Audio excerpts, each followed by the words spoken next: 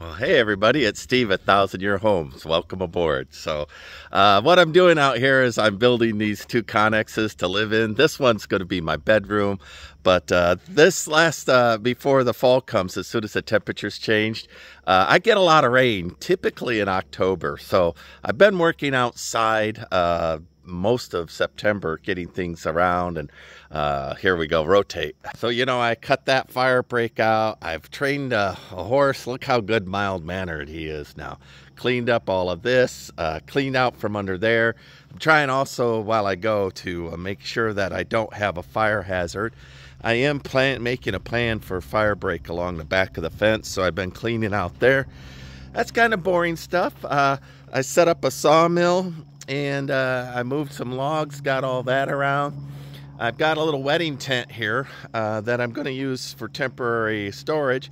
Sawmills in there, not a sawmill, circular saws, table saws, band saws, all of that. So my fine buildings going in there. It worked out pretty good. Let me walk over. I would recommend this. It was 320 bucks. Online. I think I'll get a season or more out of it. In other words, it'll last maybe a year.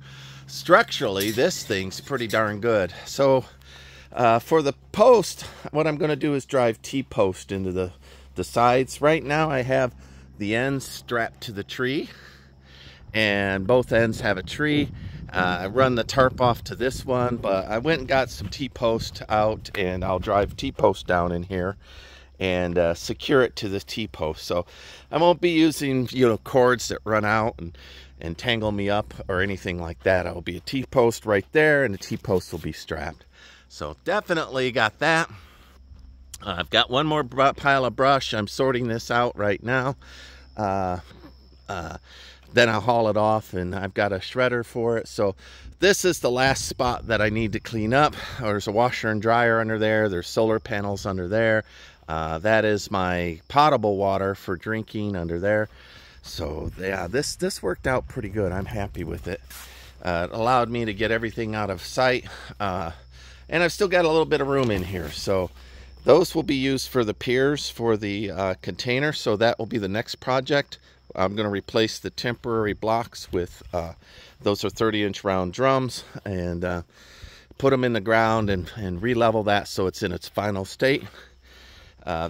With a sawmill, what I'll do is I'll run 20-foot post up, and then I'll run a roof off of that. So this will be a great haul when I'm done, and there'll be stairs right here that run up to the top and then gone to the outside.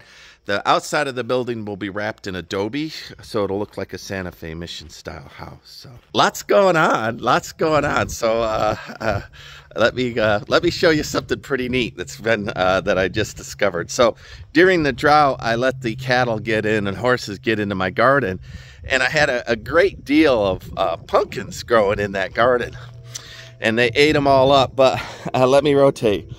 Nature makes a way. That's a horse dropping, and those are pumpkins. I go out to my pasture, and it's a 30-acre pasture, and it's just everywhere there's a cattle patty or a horse patty, there's pumpkins growing in it. It's the most ridiculous thing I've ever seen. So the Jurassic Park was right. Nature makes a way. Here we go. Right there, look at that. Volunteer pumpkins. So that's all that made it. Everything else has just been hammered out here. So, what else I've gotten? So, I'm clear cutting everything to get the fire break. So this, while it looks terrible right now, it's called lasagna gardening. You put down your recyclables, everything that comes in a box. I break it down and I put it down, and then I put topsoil on it. And you do that year after year. You build up your organic material, and the cardboard retains moisture. So once the roots get down through that, then you have a good garden. And I did have an okay garden. This one was in better shape. But this year I'm going to make it refined. I'm going to fix all of the upright posts, saw them off. And then as I clear all that brush out, see how I'm already piling it up? I'm going to build this up high enough that the cattle can't get in. I'll feel good. And that's called hugelculture. Hugel's a German word for wood. So, and then I'll have openings here that will have cedar gate on it so that I can keep the cattle out, maybe. When they're hungry, they're big and they're willing. They can jump. There's one little cow out here, not little cow. She's a full-size heifer, and she could jump right over an electric fence, and I'm mystified by it. But she has spring-like abilities, apparently. And then the last thing I've been working on this week is the pond. It's pretty deep right there. When I walked down into that, you know, it was waist height or so. So my goal was to dig this out before the rain started and get a pond that starts here, goes through you know, the mesquite grove. And my goal is to plant pecan trees underneath here and get enough water going that I could have a couple, 3, 4, 5 pecan trees, and then I'll cut out this mesquite tangle. And but this was filled up. The water had run in through that, so I need to dredge that one out. This one I did dredge out, but I want to put concrete bags right there, bring it out about yay far. Every now and then when I cut a corner, I feel a tire dip down onto that, so I just want to be able to safely cut a corner without dropping my tires in. But then this pond, just a couple feet, isn't it? 30, 40 feet maybe? But what I want to do is I want to go 5 foot deep with it, all the way from there, clear out to about here, 5 foot deep. So, you know, it'll be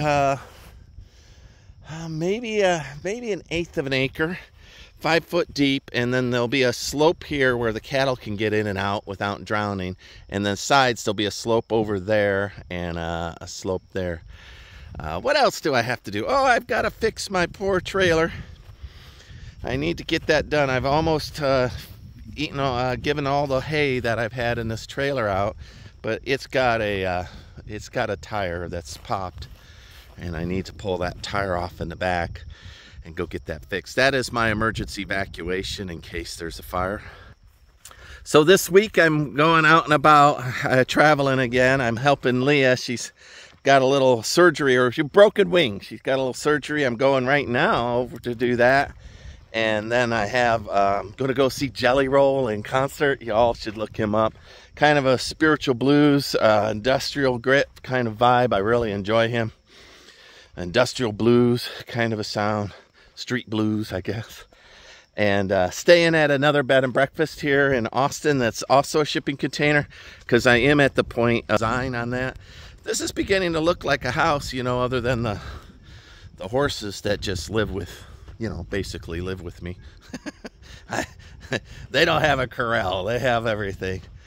I leave my hood up on my truck so that it stays cooler, and I find that the generator runs less frequently. That's running right now. That thing's powering all my electricity here, and you can't even hear it. It is the quietest. That F-150 power boost is the best technology ever. Let's take a look in here. All right, so when I get back tonight, I'm going to move the field shower into here. There's the bathtub, and I have the drains, temporary drains that I need. But I'm going to put it in right here temporarily. But that will probably be the permanent spot. So I'll cut the hole and I'll put that in, and then the water will drain into there. Additionally, I bought a, oh, look at this cool thing. It's 2 pedestal sink sitting up on an old Singer. Isn't that something? So down below is where I'll put my portable field hot water tank. So I'm going to get this spot set up for me to go ahead and start my field showers in, because I got to do the roof still, and that's insulation. And I just, you can see it's up right in there. So nothing's worse than that feeling. So anyway, I'm going to get my field shower moved in and put real hot water on it, a real water pressure, and not, you know, 60 pounds or anything like that. But I'll be doing an unboxing on that. All that equipment arrived I think yesterday, so I'm pretty excited about that. So that's a quick update for today from Steve. Like I say, I'm going to be hit and miss on projects because you know, I'm going to be traveling this week.